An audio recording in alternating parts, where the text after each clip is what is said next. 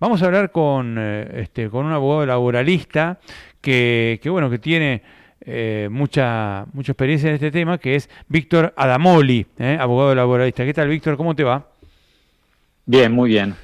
¿Ustedes? Bien, bien, acá estamos. ¿Cómo ves la reforma ya una vez ya salida, ¿no? Del horno y ya con el texto público? Bien, bueno, ya veníamos viendo distintos proyectos que venían midiendo el termómetro de los distintos sectores y bueno, ahora se dio a conocer este último proyecto que el enfoque es la flexibilización y reducir la judicialización y los costos judiciales, no otra cosa. Ujú. Eh, por cuanto el costo laboral va a seguir siendo el mismo. Esto lo único que genera es una posibilidad para, para los malos empleadores a tener mayores artilugios. Eh, la mejor descripción para una flexibilización en los términos de este gobierno es otorgar mayor libertad para contratar y mayor libertad para despedir, y mayor inestabilidad en las condiciones de trabajo e inestabilidad en el empleo en sí mismo. Esto es, a ver, cuando analizamos técnicamente el articulado, hay un esfuerzo deliberado por reducir la responsabilidad del empleador, limitar reclamos judiciales, acotar rubros, indemnizaciones, restringir la capacidad del trabajador a defenderse. ¿Cómo, Esto cómo no se, es modernización, más allá de todos estos títulos, entremos, sí, no es modernización y qué es precarización, es regresividad. Es regresividad. regresividad. Esto es contrario a los principios rectores del derecho del trabajo, que es precisamente la progresividad laboral. Esto es regresividad, es volver a condiciones anteriores. Aclaremos una cosa que viene a cuento, ¿no? Vos, Víctor, no pertenecés al sector de los sindicatos o a un sector No, no, no. de izquierda Yo soy o... abogado y ejerzo la profesión en forma privada, Ujú. tanto representando tanto a empleadores como trabajadores. Claro, o sea, Eh, estás en un entonces, lo, punto equidistante y vale mucho aclararlo porque la gente puede pensar, bueno, ¿qué hace este Cuca hablando acá? Y queremos hablar en serio, ¿no? Y yo tampoco no, soy no, yo lo Cuca, que pero hago es un te lo análisis dice. objetivo. Es un análisis Claro, objetivo de lo que es el articulado y lo que va a generar. exacto. ¿Qué genera, por ejemplo, en términos vamos, de mayor a menor, ¿no? En términos, por ejemplo, salariales. Es decir, cómo se perjudica al trabajador en este proyecto en términos salariales. ¿Hay algún perjuicio? Bueno, hay varios perjuicios. Ah, bien. Eh, a ver, se precariza de todos lados. Se Ujú. hace, por ejemplo, y se incentiva la generación de empleo informal por cuanto no hay incentivos a la registración. Hoy en día, en estas condiciones, es lo mismo contratar a una persona registrada como no registrada, porque las consecuencias son las mismas, por cuanto no hay una indemnización eh, que corresponda por una falta de registración. Se han eliminado las indemnizaciones a favor de los trabajadores para los casos Informalidad. de casos de informales. Y esto es importante. ¿Y por qué afecta al salario? Porque el trabajador informal no se le paga la misma remuneración que un asalariado correctamente registrado. El trabajador informal se le paga lo que dicta, lo que impone el empleador Ujú. y arréglatelas. Entonces, y no solo eso, el trabajador que no está registrado tiene un daño enorme, no tiene cargas sociales, no tiene obra social, se tiene que en muchos casos pagar un monotributo, pagar una prepaga, no tiene la posibilidad de sacar un crédito. Eso es un excluido social, no puede estar bancarizado. Entonces, esto Claro, genera un daño de una magnitud inconmensurable para el trabajador. claro, exacto. Y este proyecto lo que hace es incentivar esa falta de registración, porque no hay Claro. consecuencias. No hay multas, Otra de las se cuestiones de... eliminan las multas No, no hay multa. para la... No, no, es peor, peor que eso. Este régimen establece en un articulado una opción con renuncia de derechos entre indemnizaciones derivadas del régimen de la ley de contrato de trabajo y otros regímenes civiles, por ejemplo, daños y perjuicios.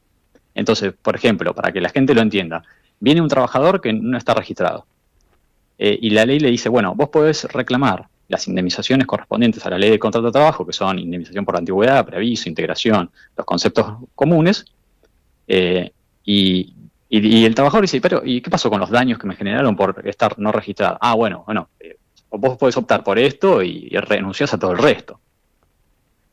Claro. Y si vos optás por un régimen común, no podés ir por el régimen especial y cobrar estos conceptos. O sea, va a generar una litigiosidad enorme. Y en cuanto a paritarias, ¿qué establece la ley? Bueno, en cuanto a paritarias, lo que hace es forzar la negociación, estableciendo recursos para limitar las obligaciones entre las partes que negocian. Esto es sindicato y cámaras empresarias. Entonces hace forzar la negociación. Eso también es una cuestión política, porque se pretende también desfinanciar de alguna manera los sindicatos y fragmentarlos, generando incentivos para la generación de sindicatos de empresa, pero al mismo tiempo lo que hace un sindicato más chico es debilitar la posición del sindicato. Acá en Argentina tenemos un modelo sindical que sí necesita una reforma, pero hay que ver en qué términos.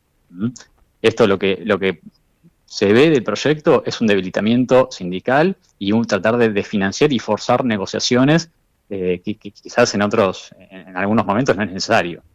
Claro. También se establece para las indemnizaciones por despidos el Fondo de Asistencia Laboral, que curiosamente tiene la misma sigla que FAL, ¿no? Casi como un arma.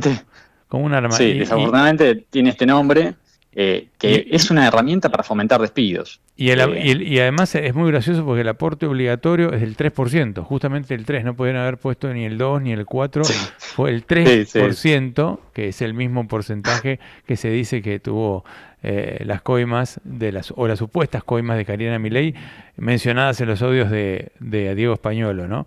3% de Sí, bueno, yo creo que yo creo que lo grave acá es el financiamiento.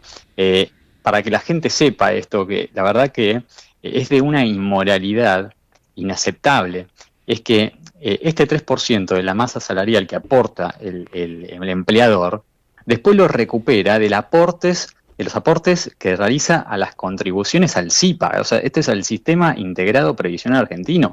¿Esto qué quiere decir? Los despidos de estos fondos los están pagando los jubilados. Esto es inmoral. Esto no puede suceder. Claro. Esto conspira contra el propio derecho del trabajo. Esto es todo menos derecho del trabajo. Claro, claro.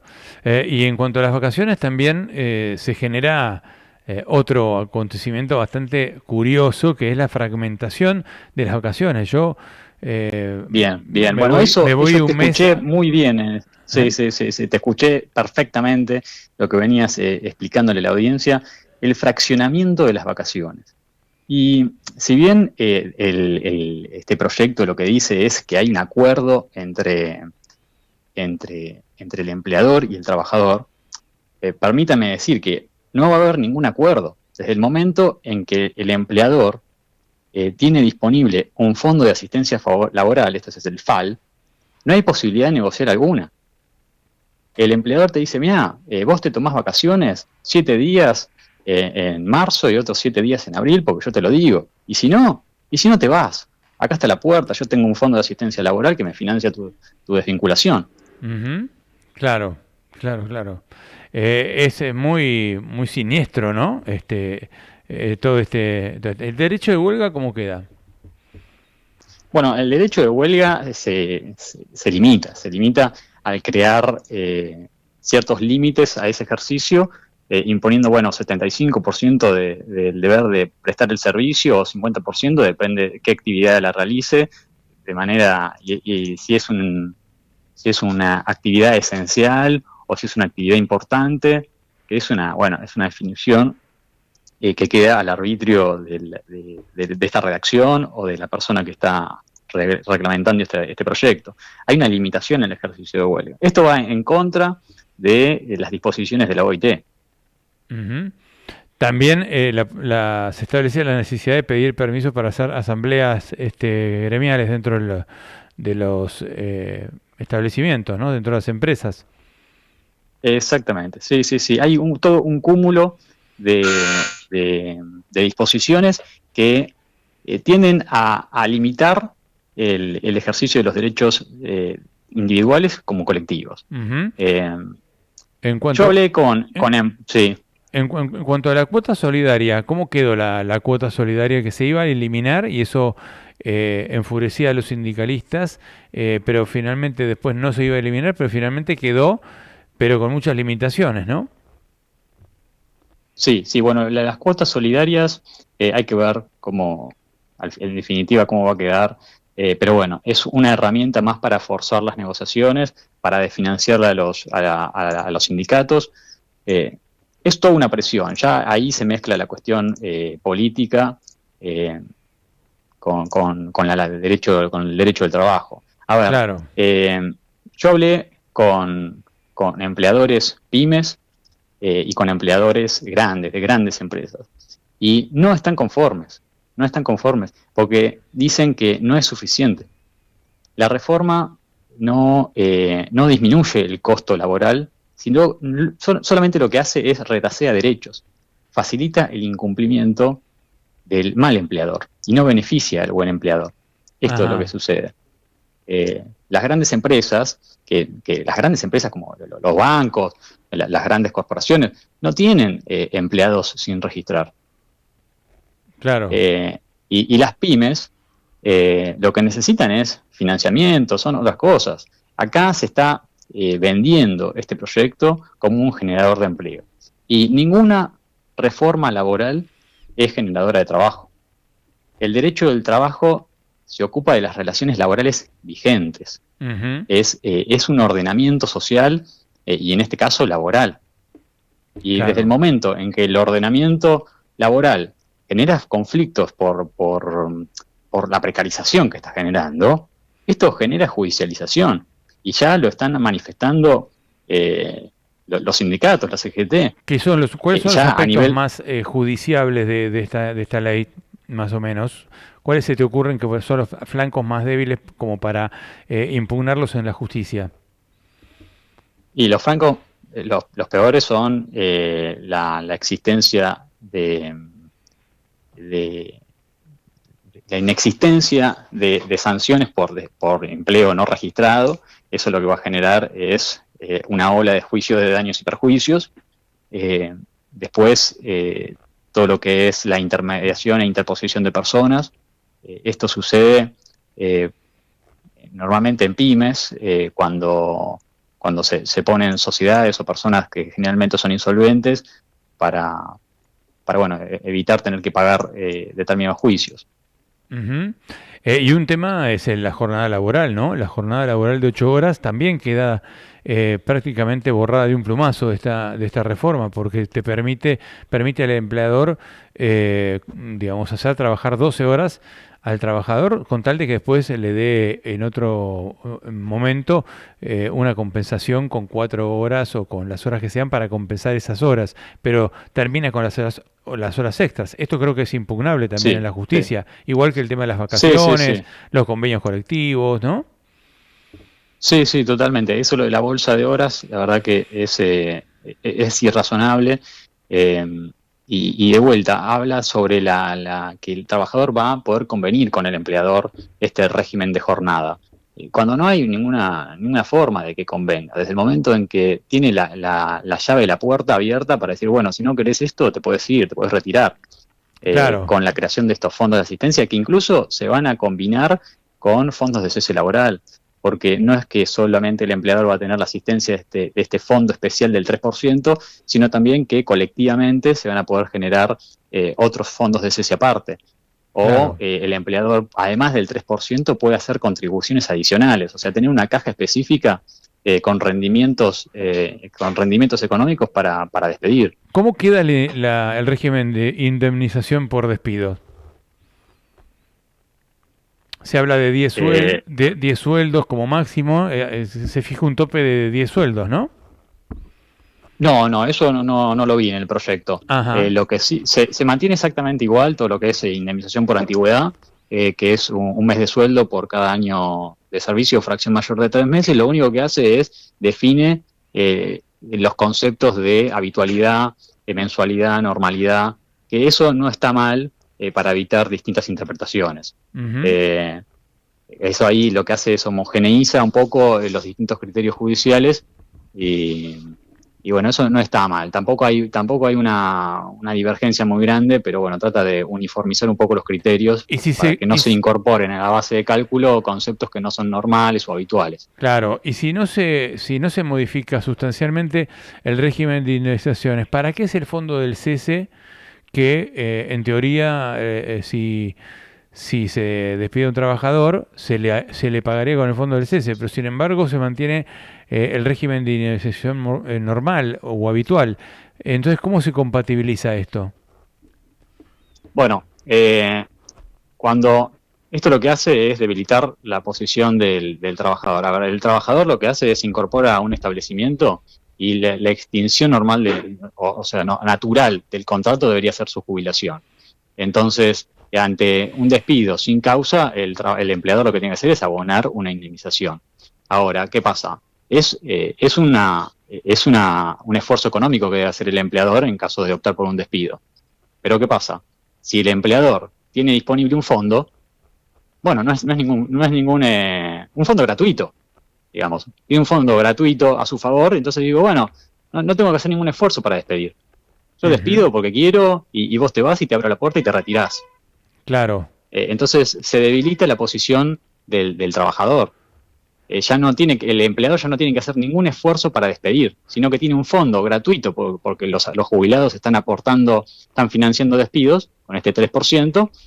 Entonces el empleador tiene un fondo disponible gratuito para despedir arbitrariamente cuando se le da la gana. A ver si entiendo. Entonces, quiere decir que el régimen de despidos queda igual, el trabajador va a seguir recibiendo el mismo monto de indemnización sin calcular y sin aditamentos, sin horas extras y demás, pero esa plata no sale del empresario, sino que sale del Fondo de Asistencia Laboral. ¿Es así? Es así, correctamente, siempre y Ah, cuando estemos o hablando sea, de trabajadores correctamente registrados, ¿cierto? correctamente, sí, sí, o sea que aportaron a ese fondo y demás. Y ese fondo, al aportar el 3% se le rebaja el 3% a las cargas patronales, decís vos, con lo cual Exactamente. pierde ese 3% las cajas previsionales. Exactamente, o sea, el empleador hace el aporte Ujú. del 3% a una cuenta propia, que Claro, pero está regulada por la ese Comisión aporte que Nacional de hace, Valores. ese aporte que hace ahora, lo deja de hacer al sistema previsional, que es lo que actualmente ocurre. Exactamente, y se Claro. descuenta mes a mes, o sea, no es un esfuerzo, sino que pago el 3% y después hago un aporte del 3% inferior al CIPA. Esto Entonces, quiere decir que, claro, el que está pagando, sí. son el fondo de los jubilados. Claro, ahí entiendo bien digamos, digamos, cómo se encadena todo, porque actualmente, ¿qué te dice un empresario? Dice, nosotros para pagar un trabajador y tomar un trabajador tenemos que pensar en que tenemos que pagarle un sueldo, coma 52, coma 56, según los cálculos, ¿no? Y ese sueldo y medio, el medio se explica porque tiene que pagar aportes patronales, tiene que pagar los aportes para el trabajador y los aportes del patrón, ¿no? Que es ese medio por ciento sobre el sueldo. El trabajador cobra 100 y entonces el empleador paga 100 más 50 para solventar a la caja previsional. Lo que ocurrirá ahora es que se reduce ese 50, pero se incorpora este 3%. Quiere decir que el 3% del Fondo de Asistencia Laboral. Quiere decir que en el neto para el empleador es lo mismo, paga lo mismo, solamente que le paga menos a la caja previsional. ¿Es así? Correctamente, sí, es así, es así. O sea que lo financian los jubilados, los despidos. Está bien. Exactamente, exactamente. Esto es inmoral. Esto Y no, además no es que, inaceptable. no, claro, y no, ese es un punto muy interesante para destacar, porque no lo vi tan destacado en este momento. A ver, y además que no se beneficia en nada al empleador. No es que estás beneficiando al empleador porque el empleador sigue pagando lo mismo, en definitiva. El costo laboral no se modifica, es exactamente lo mismo. Lo que pretenden es tener mayor libertad para despedir a un costo mínimo, y tampoco hay incentivos a la registración. A ver, acá tenemos un 43% de trabajadores en la informalidad. Claro. Y esto con esta reforma no se corrige. Claro, no se corrige. Claro. Exacto. Que es el principal factor de generación de juicios. Bueno, la informalidad. Lo que se decía, claro, por el lado de las pymes, era que ellos necesitaban poder bajar las cargas patronales para bajar el costo por tomar a un empleado. Y que con eso, entre muchas otras reformas de baja de impuestos, de financiamiento y más, con eso se reducía el costo laboral y iba a haber muchísimo más contratos de empleados en las pymes. Acá no estaría ocurriendo eso porque no se rebaja el costo laboral en nada, queda completamente igual, pero en cambio el empleador tiene mayor libertad porque la indemnización no sale de la suya, sino que sale de un fondo que lo pagan los jubilados. Correctamente. La verdad que evidentemente me pude explicar. No, porque yo trato de traducirlo. Esto no llega a la gente. A la gente le llegan nada más eufemismos y comentarios en redes sociales que desnaturalizan lo que es realmente una reforma de esta naturaleza. Entonces los trabajadores y las pymes y las grandes empresas tienen que saber lo que está ocurriendo. Tienen que saber esto no va a beneficiar, no va a beneficiar. Exactamente. Es muy, muy interesante lo que planteás porque digamos que reduce y resume y enlaza de la peor manera todas las discusiones que últimamente se generaron alrededor de la creación de puestos de trabajo. Los empresarios pedían bajen las cargas patronales, el gobierno se las baja, pero a cambio le sube un fondo del cese. ¿Y va a ser optativo el fondo del cese para los empleadores o el fondo de asistencia laboral? El FAL. El FAL va a ser, no va a ser optativo, es una carga, es un deber. Y sí, los fondos de cese van a ser optativos por convención colectiva. Pero ¿cuál es la diferencia entre el FAL, el Fondo de Asistencia Laboral, y el fondo del cese? El FAL está específicamente regulado en este proyecto, que es el 3%, y el mecanismo de recupero mediante estos fondos al FIPA.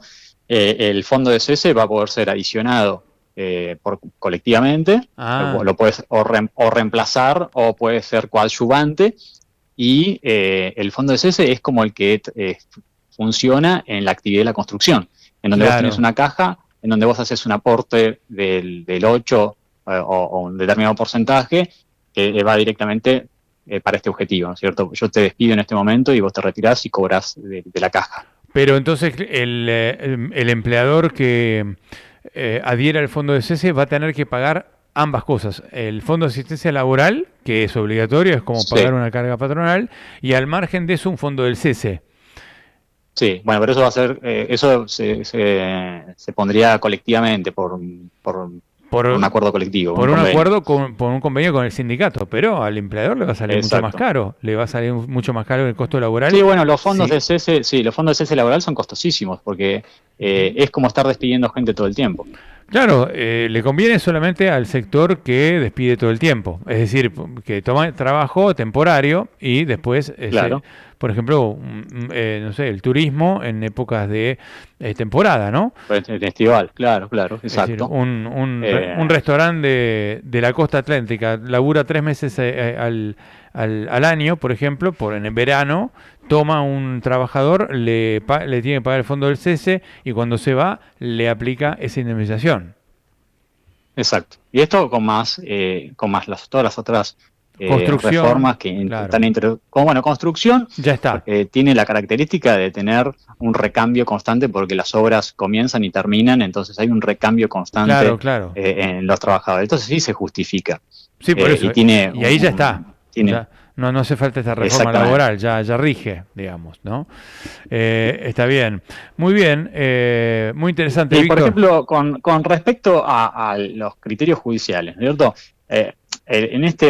Al establecer un régimen de opción con renuncia de derecho, como aplicaba con anterioridad, esto ya fue resuelto por la Corte en los antecedentes, por ejemplo, del fallo Aquino.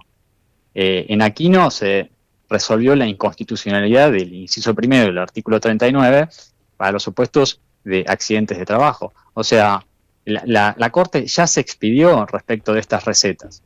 Esto fue, en este caso, en el caso del fallo Aquino, fue en cuanto a la ley de riesgo de trabajo, pero bueno, es exactamente la misma receta, pero en una olla distinta.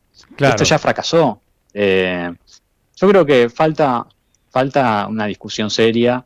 O sea, sí se necesitan reformas para ayornarnos a las nuevas actividades, a las nuevas tecnologías, a las nuevas modalidades que se están surgiendo ahora con la modernidad, pero Bien. no en estos términos. Esto es solamente precarizar. Bien. Víctor, Adami, gracias, No, por favor, muchas gracias a ustedes por la invitación. Abrazo grande. Bueno, ahí teníamos la palabra bueno, de un experto, de un abogado laboralista